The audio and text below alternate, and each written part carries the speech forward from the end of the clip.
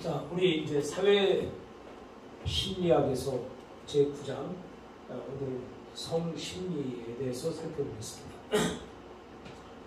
자, 성심리 치료의 영역 및 요인이 무엇인지, 그 다음에 이제 성심리 치료의 윤리적 고려 사항은 어떤 것이 있는가, 그 다음에 성의 문학적 측면은 또 어떤 것이 있는가, 그리고 사랑, 그 다음에 친밀감, 그리고 성, 여기에 대해서 우리가 살펴보겠고요.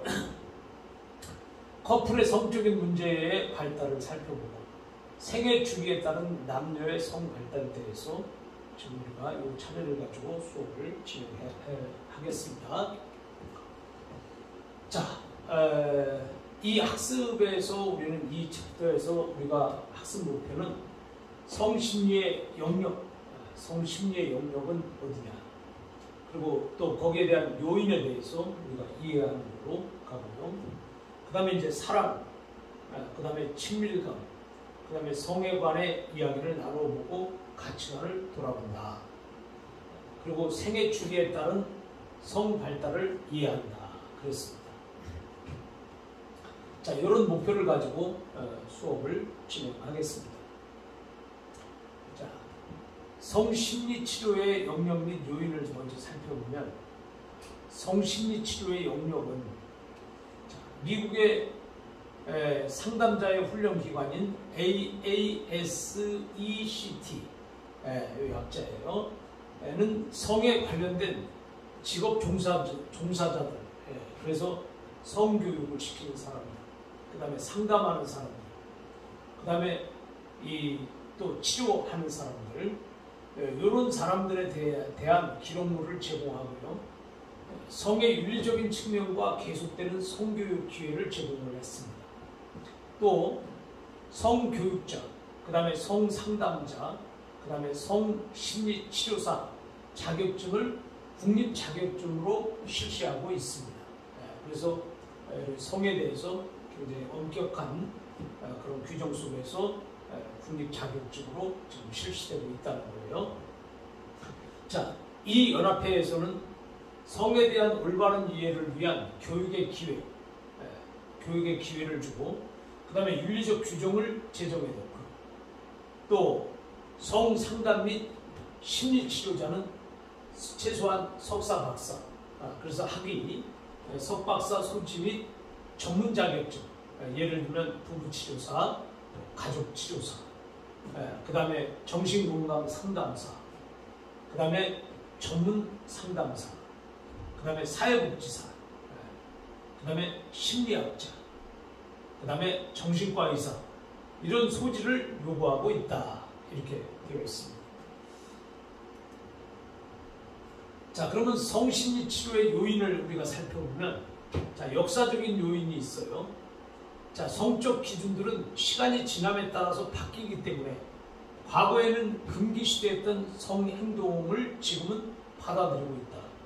그래서 옛날에는 우리가 성에 대해서 말하지 않고, 또 성에 대해서 쉬쉬하고, 또 성이라고 하면 좀 부끄러운 부분이라고 생각하고 이걸 소극적으로 대했던, 자, 이런 것들이 이제 시대가 흐르면서 사회가 이렇게 변화하면서 이제는 이런 것들이 이제 다 금기시됐던 행동들이, 성행동들이 지금은 받아들여지고 있는 시점이다. 자, 이런 얘기예요. 그래서 적응과 부적응 논쟁은 그 시대에 변화하는 성 역할과 또 성적 기준과 관련이 있고, 또 이는 성적인 관계에 영향을 미친다. 그랬어요. 그래서 이제 적응과 부적응 논쟁이에요. 자, 그 다음에 성상담자. 자, 성상담자는 내담자가 전통적인 경계에 매달리지 않고, 그러니까 이제 내담자가 오는 사람이죠. 상담자 말고 내담자, 상담을 오는 사람들, 클라이언트. 내담자가 전통적인 경계에 매달리지 않고 합리적이고, 또 적합한 경계를 유지하도록 해서 그들 관계가 건강하고 만족스럽게 되도록 도와줘야 한다는 거예요. 네. 자, 이런 어떤 윤리적인 기준이 있다.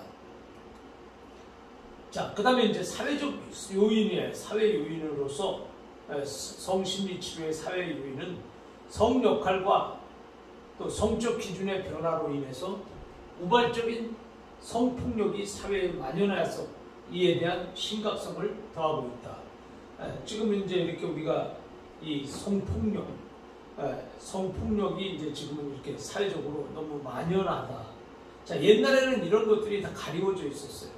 그래서 옛날에는 이런 것들이 다 이렇게 드러나지 않고 있었는데 이제 시대가 이렇게 바뀌면서 자, 이것이 이제 하나의 이제 성폭력으로 이렇게 이름도 정해지면서 이렇게 강제적인 어떤 성행위에 대해서 우리가 규제를 하고 있습니다. 자, 이렇게 해서 성폭력이 사회에 만연해서 이에 대한 심각성을 더하고 있다는 거예요. 그 다음에 성상담자의 주요한 역할은 피해자들이 겪는 성적인 폭력에 의한 외상 후 스트레스.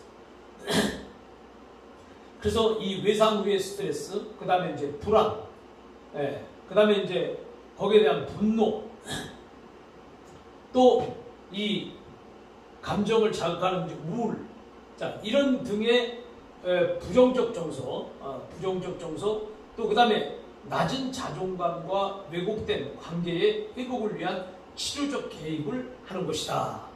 이런 거예요.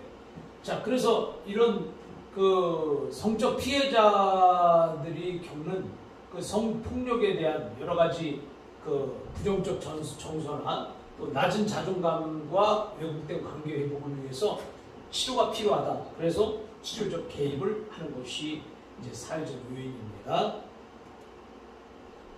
자, 그 다음에 이제 세 번째는 발달적인 요인이 있어요. 발달적인 요인이. 자, 그러면 발달적인 요인이 뭐냐면 성상담자들이 삶의 다양한 주기에서 나타나는 성적인 문제로 인해서 상담이 필요함을 강조하고 있다. 그러니까 사람마다 이 삶의 다양한 주기가 있잖아요. 그 주기에 따라서 나타나는 그 성적인 문제가 있다 이거죠. 자, 이런 문제로 인해서 상담이 필요하다. 그래서 상담을 강조하고 있다는 거예요. 자, 그 다음에 발달적 요인 가운데서 성적 발달의 갈등을 일으키는 요인으로 성적 발달이 있어요. 그래서 프로이드는 성적 발달 단계 5단계를 제시하고 있죠. 자, 그래서 성적 발달의 갈등을 일으키는 요인으로 수직적인 스트레스 요인인 가족의 태도. 이 가족의 태도가, 가족은 사실 이 수직적인 스트레스를 주는 요인이기도 하죠.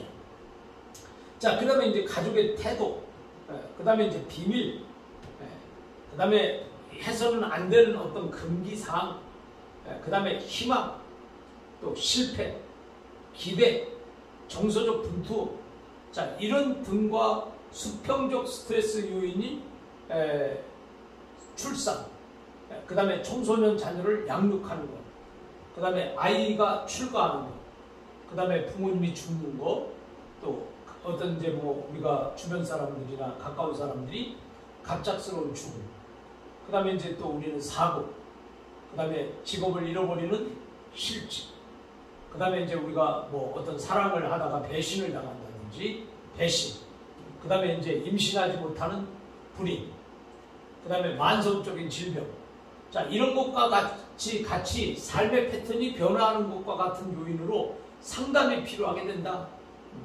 또 이제 폐경과 건강 문제 같은 노화와 관련한 그런 문제도 있어요.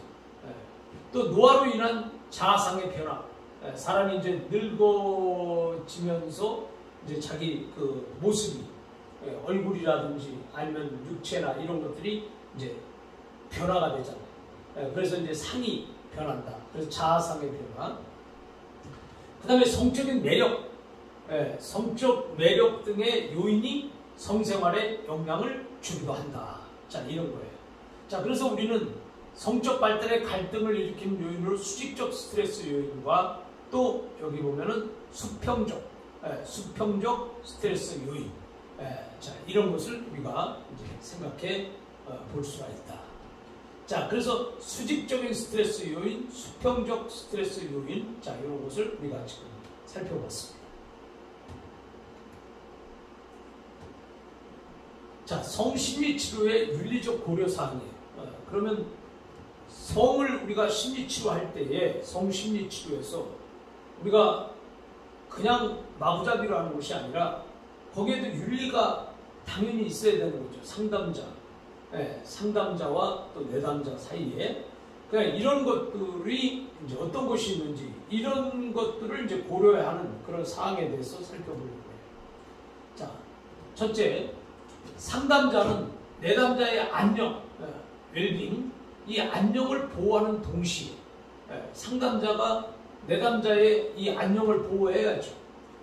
그래서 만약에 예를 들면 상담자가 뭐 내담자가 얘기한 걸 가지고 다 뭐 사회에서 알리고 막 이거를 막 그 비밀 보장 없이 막 하게 되면은 그 안녕하지가 못하잖아요. 그래서 내담자의 안녕을 보호하는 동시에 최고의 치료를 제공하는 것에 대한 윤리적 책임감이 있다.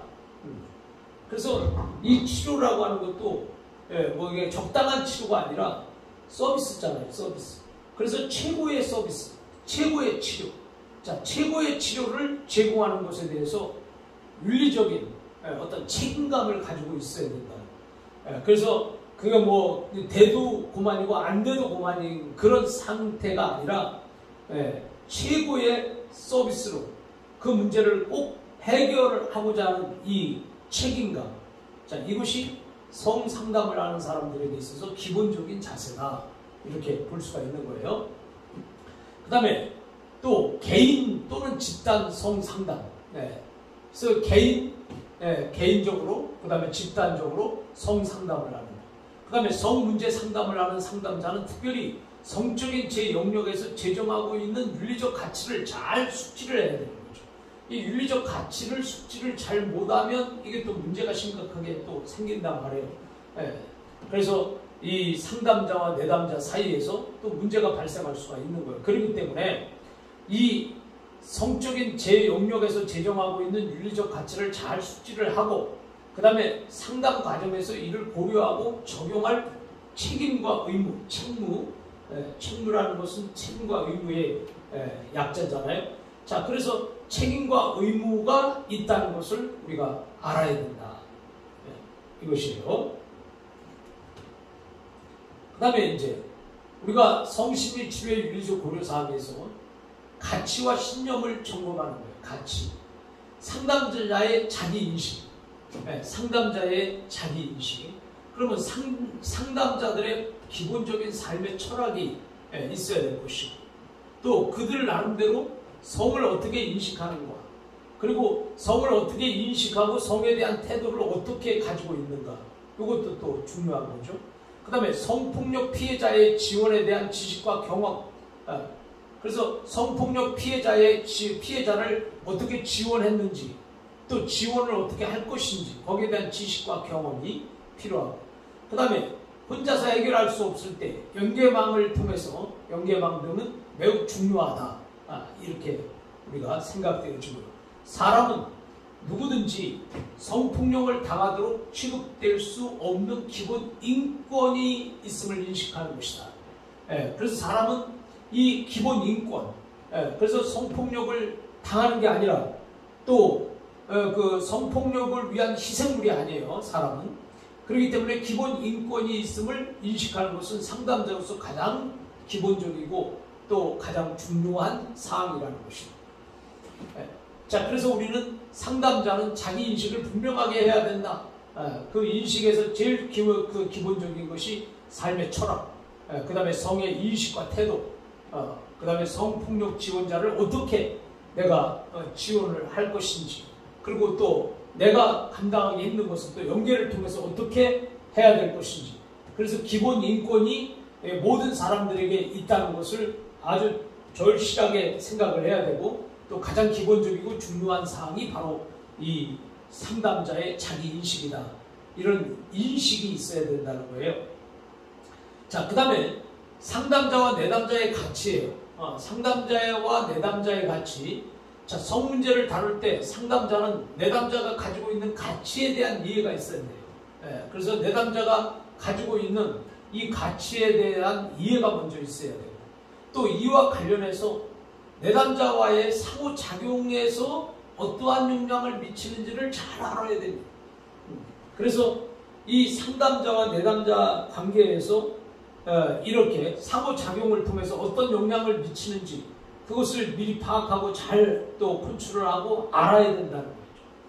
자, 그래서 상담자는 내담자와의 상담 과정에서 자신의 말뿐 아니라 비언어적 의사소통인 억양, 또 몸 동작을 통해서도 내담자에게 메시지가 전달된다는 점을 알아야 합니다.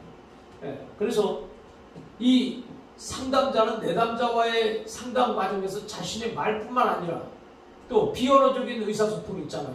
자, 뭐 억양, 몸 동작, 손짓, 뭐 이런 것 등등. 자, 이런 것들을 통해서도 내담자에게 메시지가 전달된다는 것을 잘 인식을 해야 된다는 거예요. 그래서 참 이 성을 상담하는 사람들은 어느 정도 진짜 그 자기 절제와 또 이 철저하게 내담자 중심의 상담, 그리고 또 한 인격자로서 또 이 사람의 기본적인 인권을 절대 침해해서도 안 되고 존중해 가면서 정말 아주 적절한, 필요 적절한 그런 치료를 하는 방향으로 가야지, 이것을 만약에 이거에 대해서 어떤 자기 나름대로의 철학이 분명치 못하고 또 이것에 대해서 잘못 또 오해를 하고 또 이렇게 아무렇게나 생각을 한다고 하면 굉장히 여기서는 실수와 또 범죄가 또 일어날 수밖에 없는 그런 상황이 닥치게 된다. 그래서 성상담자는 이 내담자의 가치를, 상담자와 내담자의 가치를 분명히 하고 또 여기에 대해서 이 규율 있게 또 규범적으로 잘 상담이 이루어져야 된다. 그런 것이 중요한 것입니다. 그 다음에 가치와 신념 점검하기예요. 그래서 세 번째는 그 상담자의 가치인식이죠. 가치인식. 그러면 성에 대한 가치와 자각을 촉진하기 위해서 성심리 상담자들은 성관계는 결혼한 사람들 사이에서만 해야 하는가 등의 질문에 대해서 답해보는 거죠. 진짜 성관계는 꼭 결혼한 사람들만 해야 되는 것인가, 이런 거에 대해서 자기 스스로 질문에 답을 한번 해봄으로써 성에 대한 상담자 개인의 인식이 또 가치를 깨닫게 될 것이다. 자, 이를 명료화함으로써 임상적 결정의 소임을 다루는데 도움이 될 것이다. 그래서 쉽게 말하면 이 성상담자들은 자기 나름대로의 성에 대한 철학, 성에 대한 이 철학이 분명해야 되는 거다. 자, 그리고 철학이 분명할 뿐만이 아니라 여기에 대해서 명료화라고 하는 것은 그 정확한 자기 나름대로의 어떤 방향, 지식, 또 자기 나름대로의 어떤 사고, 결단, 자, 이런 것들이 굉장히 중요한 것이다. 그래서 이 상담자의 가치 인식에서 상담자는 이 성적으로 굉장히 건전해야 돼. 또 이 성에 대해서 굉장히 건전해 있어야 됩니다. 자, 이런 것들이 만약에 건전하지 않다면 이게 굉장히 또 거기에는 문제가 발생할 소지가 다양하다. 자, 그래서 우리는 이것을 명료함으로써 임상적 결정의 소임을 다하는데 도움이 될 것이다. 그 다음에 조망, 능력 갖추기예요. 자, 성과 관련된 자각과 이해를 명확히 하는 것이 중요한 이유는 내담자와 상담하는 과정에서 전반적인 조망을 할 수 있도록 돕기 때문이다.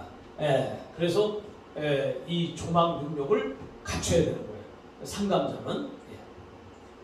자, 이렇게 이제 우리가 생각을 또 해봤고요. 그 다음에 성의 문화적 측면을 이번에는 보겠습니다. 자, 성의 문화적 측면에서 자, 문화적 역량이에요. 그래서 동화와 문화적 적응이에요. 동화. 그럼 동화는 뭐냐? 두 개의 다른 문화가 합쳐져서 하나의 독특한 제3의 문화로 다 수렴되는 거죠.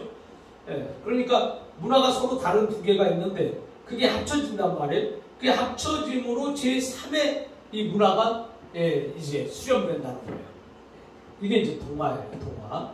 그래서 동화의 과정, 그 다음에 원 문화를 부정하고 지배적인 문화를 지향하는 것이다. 그래서 동화의 과정은 원래 원 문화가 있잖아요. 그 원 문화를 부정하고 지배적인 문화를 지향하는 거. 이게 이제 동화의 과정이에요. 그 다음에 다수의 집단과의 일치와 통합에 기초하여 새로운 문화 정체성으로 발전될 때 일어나는 것이다. 동화는 다수의 집단과의 일치, 그 다음에 통합에 기초해서 새로운 문화 정체성으로 발전할 때 일어난다. 그 다음에요, 자, 문화적 적응이 있어요. 자, 이 문화적 적응이라고 하는 것은 다른 문화에 속한 두 사람의 구성원이 만났을 때 각자의 태도와 행동의 변화를 일으키는 문화적 배움의 과정이라고 할 수 있는 거예요. 자, 문화적 적응이라고 하는 것은 서로 우리가 문화가 달라요. 문화가 다른데 그 문화가 다른 사람, 다른 문화 속에서 자란 사람들이 서로 만났을 때, 자, 이 각자의 태도와 행동의 변화를 일으키는 문화적 배움의 과정. 그래서 서로를 이해하고 또 받아들이고 수용하고 또 이런 과정에서 서로를 문화적 배움의 과정, 이렇게 지금 말하고 있습니다. 그래서 그 문화적 적응을 이렇게 보는 거예요. 그 다음에 이제 우리는, 자, 문화적 역량에서 남녀의 성심리 차이를 한번 보겠어요. 자, 남녀 간에는 본질적인 차이점이 굉장히 많죠. 남자와 여자가 생각하는 그러한 성심리는 차이점이 굉장히 많다 이거예요. 자, 생물학적인 차이는 물론이고 또 사회 문화적으로도 다양한 차이점을 남자와 여자가 보이게 된다. 그래서 그 차이점의 근본적인 이유가 뭐냐? 그 차이점의 근본적인 이유는 애초에 다른 생물학적 구조를 가지고 태어났다는 선천적인 요인뿐만이 아니라, 그러니까 선천적으로 뭐 남자면 남자, 여자면 여자 이렇게 생물학적으로 구조를 가지고 태어났다는 선천적인 요인뿐만 아니라 성장을 하면서 사회적 간섭에 입각한 성 역할이에요. 그런데 성장을 하는 과정에서 이 사회적 간섭, 그 자기가 살아오는 과정 속에서 그 사회적 간섭에 입각한 그러한 성 역할 등의 후천적 요인도 함께 작용을 한다는 거죠. 그러니까 자기가 경험, 또 사회 속에서 자기가 이렇게 느낀 거, 체험한 거, 자, 이런 것들이 또 후천적 요인으로도 작용을 같이 한다는 거예요. 자, 그래서 따라서 어떤 일에 대한 접근 방식이나 또 사회 현상을 바라보는 시각에도 남녀 간에는 다소의 차이가 있다. 자, 이 점은 성에서도 예외는 아니다. 자, 그래서 결국은 이 어떤 일을 우리가 접근하고 또 그 사회적인 어떤 현상을 바라보는 이 시각도 다소 남녀 간에는 차이가 있음을 이해를 우리가 해야 된다. 이것입니다. 자, 그 다음에 이제 성과 성 역할이에요. 자, 성 역할에서 이 남성성, 여성성과 관련된 문화적, 사회적, 정서적 특성이 있죠. 이걸 이제 젠더라고 하는데, 자, 이런 성 역할, 자, 이런 것이 또 있다. 그 다음에 성은 여성과 남성의 생물학적인 특성을 말하는 거죠. 곧 인간 성 행동의 신체적인 구조가 다르다는 것을 뜻하는 거예요. 성은. 그래서 이성하면은 서로 다른 성을 가진 거죠. 그래서 생물학적 특성을 말하는 거예요. 자, 그래서 앤더슨은 성 역할이란 한 문화에서 여성 혹은 남성으로서 요구되는 적절한 행동과 태도에 대한 기대라고 볼 수가 있다. 그래서 성의 역할, 그 성 역할은 남성 혹은 여성 각자 요구되는 적절한 행동과 태도에 대해서 기대한다.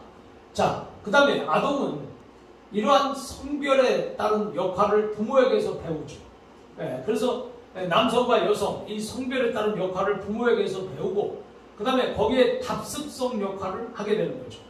그리고 성행동은 성역할 및 기대와 밀접하게 연관되어서 다양한 문화를 통해서 배우고 내재화하는 역할을 한다는 거예요.